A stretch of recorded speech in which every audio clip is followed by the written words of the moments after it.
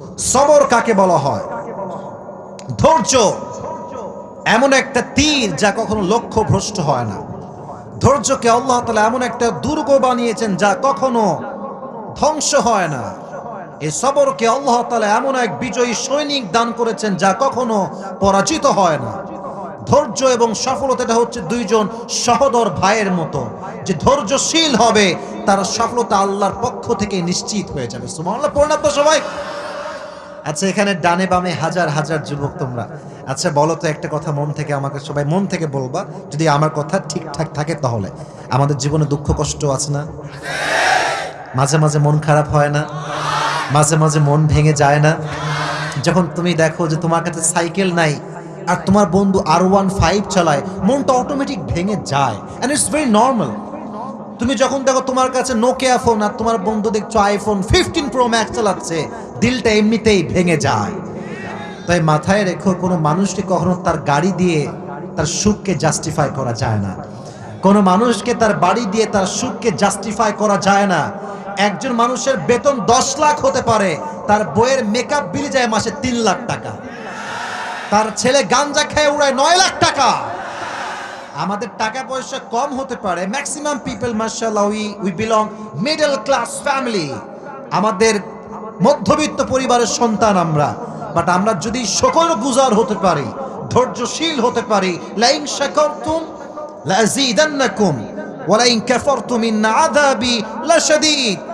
কোরআনে আল্লাহ তাআলা বলছেন, আমার যেই বান্দা ধৈর্যশীল হবে, ধৈর্যের গুণ যা অর্জন করবে, শুকরিয়া আদায় করবে, তার গুণ যদি এক গুণ হয়, তার নিয়ামত যদি 1 গুণ হয়, আমি আল্লাহ রাব্বুল আলামিন সঙ্গে সঙ্গে তার নিয়ামতকে ডবল করে তাকে দান করে দিব। কোন সুবহানাল্লাহ।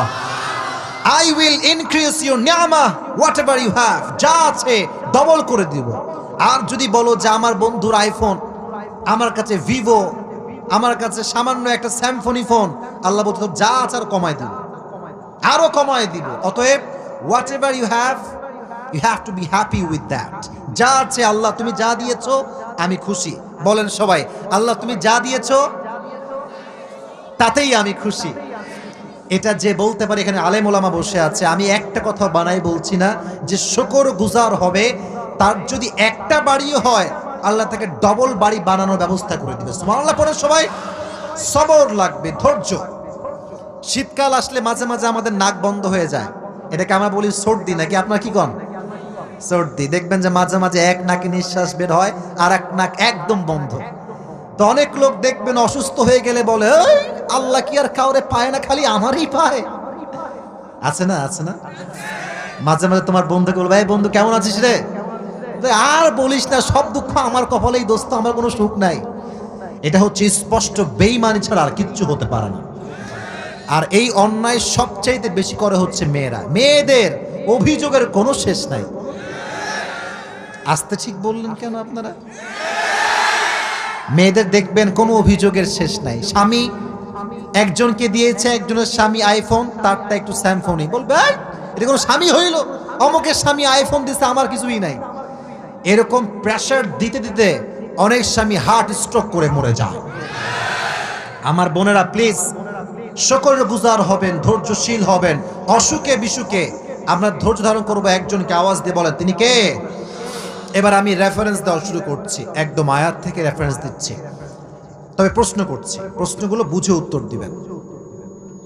একজন নবী যিনি কোন রেওয়ায়াতে 12 বছর, কোন রেওয়ায়াতে 18 বছর লম্বা সময় তিনি হি ওয়াজ সিক, অসুস্থ ছিলেন। মাশাআল্লাহ। নাম ছিল কি বলেন দেখি? আইয়ুব আলাইহিস সালাতু ওয়াস সালাম। আর একটা প্রশ্ন, উনি যখন এত লম্বা সময় অসুস্থ ছিলেন, তখন তিনি আল্লাহকে বলেছেন যে আল্লাহ তুমি কি লোক পাও না আমারই পাও, এটা বলছিলেন? বলেন না, কি বলেছেন? কোরআনে আল্লাহ তাআলা এটাও মেনশন করেছেন। সূরাতুল আম্বিয়া আল্লাহ তাআলা বলছেন, ওয়া আইয়ুবা ইয নাদা রাব্বাহু আন্নী মাসসানিয়াদ দুররু ওয়া আনতা আরহামুর রাহিমিন। আইয়ুব আলাইহিস সালাতু ওয়াস সালাম যখন দীর্ঘ লম্বা সময় অসুস্থ ছিলেন, যখন তার প্রত্যেকটা দেহের অঙ্গ প্রত্যঙ্গে পচন তৈরি হয়েছে, সে একটা কোনো অবজেকশন পেশ করে নাই, অভিযোগ নাই। যখনই তার জিহ্বাটা নষ্ট হয়ে যাচ্ছে, পোকা মাকড় লেগে নষ্ট হয়ে যাবে, তখন সে আল্লাহকে বলছে, আল্লাহ সব শেষ, I don't have any kind of objection about that, কোনো অবজেকশন নাই আমার আল্লাহ, বাট যেই জবান দিয়ে তোমার জিকির করি এইটা নষ্ট হলে তো আমি আল্লাহ সহ্য করতে পারবো না। সুবহানাল্লাহ পড়লেন না? তিনি বলেন, আল্লাহ আমি তো ক্ষতিগ্রস্তের মাঝে ঢুকে গিয়েছি, শামিল হয়ে গিয়েছি, আর তুমি না রহমান, তুমি না রহিম। তার মানে হচ্ছে রহমান তো কখনো তার বান্দার কষ্ট সহ্য করতে পারবে। দোয়ার সিস্টেম দেখেছেন কি সুন্দর দোয়ার ভাষা। আর কিছু লোক দেখবেন দোয়া নিয়ে তো মারামারির শেষ নাই, আবার কিছু লোক দেখবেন দোয়াই দিকে তাকান, আমার এই যে এই দুইটা হাত দেখবেন, চেহারা না, দুইটা হাত দেখেন, নামাজ পড়ে সালাম ফিরায়, এমনি ধুইরা কি যে কইরা শেষ। ঠিক আছে, তুই কি রশি পাকাইলি ভাই, কি একটা ভাবসাব। আর বেশিরভাগ আমি আমার নানিকে দেখেছি, মানে আমার নানির বদনাম করছি না, অনেক মানে মহিলাদেরকে দেখেছি এই যে তসবি নেয়, কি যে গুনে আল্লাহ, ওই শয়তানও গুনতে পারবে না এটা, এমন কি যে পড়লো আল্লাহই জানে। বলছে 100 বার সুবহানাল্লাহ পড়েছে, কিসের সুবহানাল্লাহ এটা, 100 বার সুবহানাল্লাহ পড়তে 10 সেকেন্ড লাগে নাকি মিয়া, ফাইজলাই পাইছেন আপনি। দোয়া করবেন দোয়ার মতো, যেমনটা আইয়ুব আলাইহিস সালাতু ওয়াস সালাম করেছেন, আল্লাহ তুমি না রহমান আর আমি না কষ্টে আছি। যখন এই দোয়াটা করেছে, আল্লাহর দোয়াটা এত ভালো লাগছে, আল্লাহ সঙ্গে সঙ্গে আইয়ুবকে পরিপূর্ণ শেফায়ে আজলা কামেলা দান করে দিয়েছে। এজন্য অসুখে বিসুখে ধৈর্যহীন হবেন না, ধৈর্যশীল হবেন। একদিন আমি বাসায় ছিলাম, হঠাৎ করে একটা কল আসলো, তখন আমি এই এত ফেমাস না ভাই, এত ফ্যান ফলোয়ার্স আমার তখন ছিল না, I was very normal man. এটা maybe it has been 3 years, 3 বছর আগের কথা বলছি। কল ধরলাম, তো কল ধরে দেখছি একজন মহিলা কল দিয়েছে, কল দিয়ে কান্নাকাটি, মানে আমার মায়ের বয়সী একজন মহিলা। তা আমি তো এমনিতেও ভীতু মানুষ, আরো ভয় পেয়ে যেখানে কান্নাকাটি করে, কেন কি সমস্যা। পরে বলছে, হুজুর আমার ক্যান্সার ধরা পড়েছে এবং ক্যান্সারের জন্য ডক্টর আমাকে বলেছে যে আমি আর বাঁচবো না, আমার হায়াত শেষ।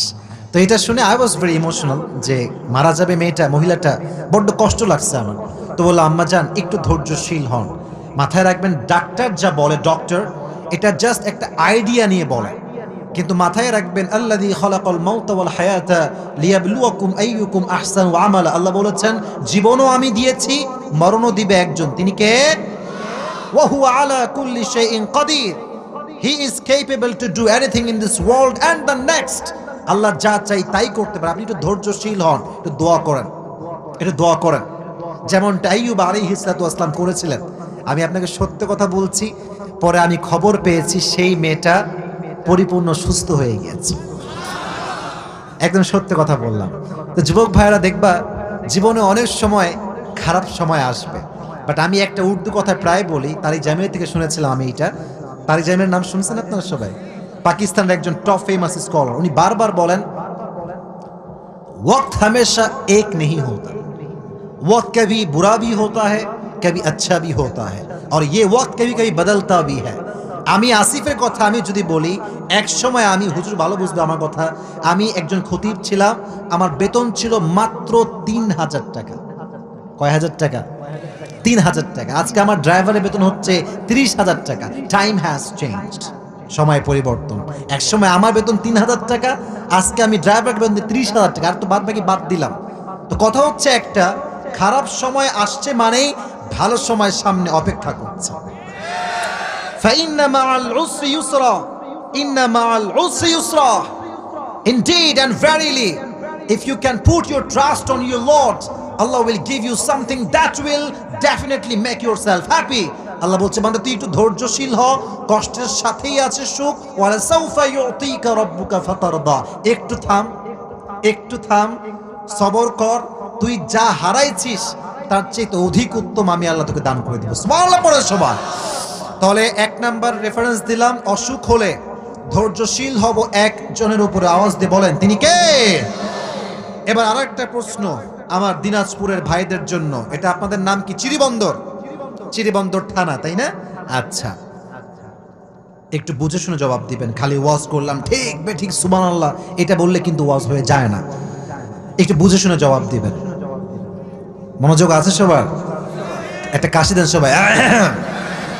বলেন, আমার প্রিয় নবীজির একজন স্ত্রী মাত্র কুমারী ছিলেন, যার আগে কখনো বিয়ে হয়নি, ডিভোর্স হয়নি, তার নাম ছিল কি? আয়েশা রাদিয়াল্লাহু তাআলা আনহা। এই হাদিসটা আপনাকে অনেক কিছু শেখাবে, এই হাদিস আপনার জীবন পরিবর্তন করবে। এই মাঝে মাঝে মানুষ আমাদেরকে মিথ্যা অপবাদ দেয় না, মিথ্যা অপবাদ, যেটা করিনি বলে তুই এটা করছিস, বলো না বলো না বলো না বলো না। অনেক যুবক দেখবেন জীবনে প্রেম কি সে বোঝেই না, আর বন্ধু কয় তোর 2টা গার্লফ্রেন্ড আমি শিওর তোর আছেই আছে। এটা হচ্ছে মিথ্যা অপবাদ, ঠিক কিনা বলো যুবক ভাইয়ারা?